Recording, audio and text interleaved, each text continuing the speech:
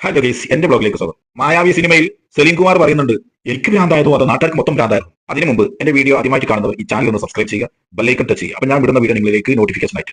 Okay, അപ്പൊ നമുക്ക് വീഡിയോയിലേക്ക് കിടക്കാം. എനിക്ക് പറയാനുള്ളത്, നമ്മുടെ നാട്ടിലുള്ള ആളുകൾ മാത്രമല്ല ഈ റഹീമിനെ ഇറക്കാനും വേണ്ടിയിട്ട് ക്യാഷ് കൊടുത്തതും ക്യാഷ് പിരിക്കാൻ വേണ്ടി മുന്നിട്ടിറങ്ങിയതും എന്നാണ് എനിക്ക് പറയാനുള്ളത്. ഞാൻ ചെറിയ ചെറിയ വീഡിയോകളിൽ ഞാൻ കണ്ടു, നമ്മുടെ ഉസ്താദ് പ്രാർത്ഥന നടത്തിയത് കൊണ്ടാണ് റഹീം ഇന്ന് ഇവിടെ എത്തിയത്. ചെറിയ വീഡിയോയിൽ ഞാൻ കണ്ടു, ഞങ്ങൾ ഇടപെട്ടത് കൊണ്ടാണ് അവൻ ഇവിടെ എത്തിയത്. അതുപോലെ തന്നെ പല ആളുകളും പറയുന്നതായിട്ട് എനിക്ക് കാണാൻ സാധിച്ചു. മാത്രമല്ല, ഈ റഹീമിനെ കൊണ്ടു നടക്കുകയാണ് ഇപ്പോൾ നമ്മുടെ നാട്ടിലുള്ള കുറെ ആളുകൾ.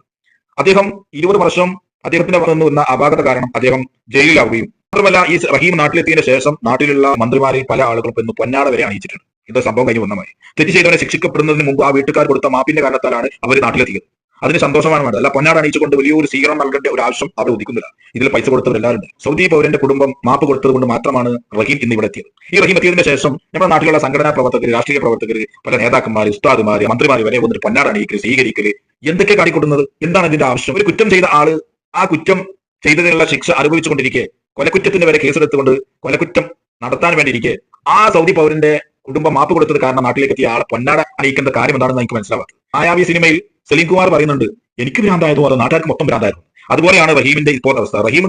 റഹീമിന്റെ ബോഡി ലാംഗ്വേജ് ഒക്കെ കാണുമ്പോൾ, റഹീം ഇങ്ങനെ നടക്കുന്നതൊക്കെ കാണുമ്പോൾ റഹീമിന് മനസ്സിലായി നമ്മുടെ നാട്ടുകാർക്കൊക്കെ പറ്റിയിട്ടുണ്ട്. ഇങ്ങനെയാണ് നമ്മുടെ നാട്ടുകാർ, അതായത് എനിക്കും ഇവിടെ അങ്ങോട്ട് ഇങ്ങനെയൊക്കെ തന്നെയാണ് എന്നുള്ള ചിന്താഗതിയിലാണ് റഹീം നടക്കുന്നത്. കാരണം എനിക്ക് പറയാനുള്ളത്, നാട്ടിലുള്ള ആളുകൾ മാത്രമല്ല ഇതിന് ക്യാഷ് കൊടുക്കുന്നത്, ലോകത്തിന്റെ നാനാഭാഗത്തുള്ള മലയാളികളും മലയാളി ഇല്ലാത്ത ആളുകളൊക്കെ ഇതിന് ക്യാഷ് കൊടുത്തിട്ടുണ്ട്. അപ്പൊ നിങ്ങൾ എന്താക്കുക, ചില സംഘടനകൾ വിളിച്ചുകൊണ്ട് സ്വീകരിക്കും, ചില പാർട്ടികൾ വിളിച്ചുകൊണ്ട് സ്വീകരിക്കും, അവരുടെ ആളുകളായിട്ട് അവർ കാരണമാണ് റഹീം ഇറങ്ങിയത് എന്നുള്ള ഒരു ചിന്താഗതി നിങ്ങളുടെ മനസ്സിലുണ്ട്. അതൊക്കെ ഒഴിവാക്കണം. ഇപ്പം അവിടെ നടക്കുന്നതൊക്കെ പല രീതിയിലുള്ള ഷൂട്ടിംഗ്, അതായത് ഉമ്മാനെ വെച്ചുകൊണ്ട് ഷൂട്ടിംഗ് ചെയ്യാം. ഒരു ഷൂട്ടിംഗ്, അത് സിനിമ സ്റ്റൈലുള്ള ഷൂട്ടിംഗ് ലെവലിലാണ് എനിക്ക് അങ്ങനെ തോന്നുന്നത്. കാരണം ഈ മാധ്യമ പ്രവർത്തകർ ഇനി അങ്ങോട്ട് അടുക്കാൻ പാടില്ല. നിങ്ങൾ മാത്രമല്ല, നിങ്ങളെ കാരണമല്ല ഈ നാട്ടിലേക്ക് അത് നിങ്ങൾ ചിന്തിക്കേണ്ട കാര്യം. അവർ മാപ്പ് കൊടുത്തു, പൈസ സ്വരൂപിക്കാൻ നാട്ടിലുള്ള എല്ലാവരും ഒരുമിച്ച് കൂടിയത് കൊണ്ട് മാത്രമാണ് റഹീം ഇന്ന് നാട്ടിലേക്ക് എത്തിയത്. മാധ്യമപ്രവർത്തകർ അവിടെ പോയിട്ട് അവന്റെ കല്യാണത്തിന്റെ കാര്യം പറയുന്നുണ്ട്. കല്യാണം കഴിക്കാൻ സമയത്ത് നമുക്ക് കൂടെ ഉണ്ടാവും, ഞങ്ങൾ എപ്പോഴും ഉണ്ടാവും എന്നുള്ള രീതിയിലാണ് മാധ്യമപ്രവർത്തകർ പറയാനുള്ള കാരണത്താണ്.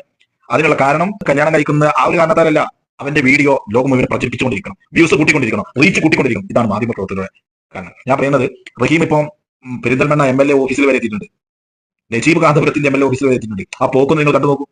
എനിക്ക് പറയാനുള്ളത്, റഹീമിനെ അവന്റെ വഴിക്ക് വിട്ടേക്കുക. നമ്മുടെ നാട്ടിലുള്ള ആളുകൾ അവരുടെ ജോലിക്ക് പോവുക.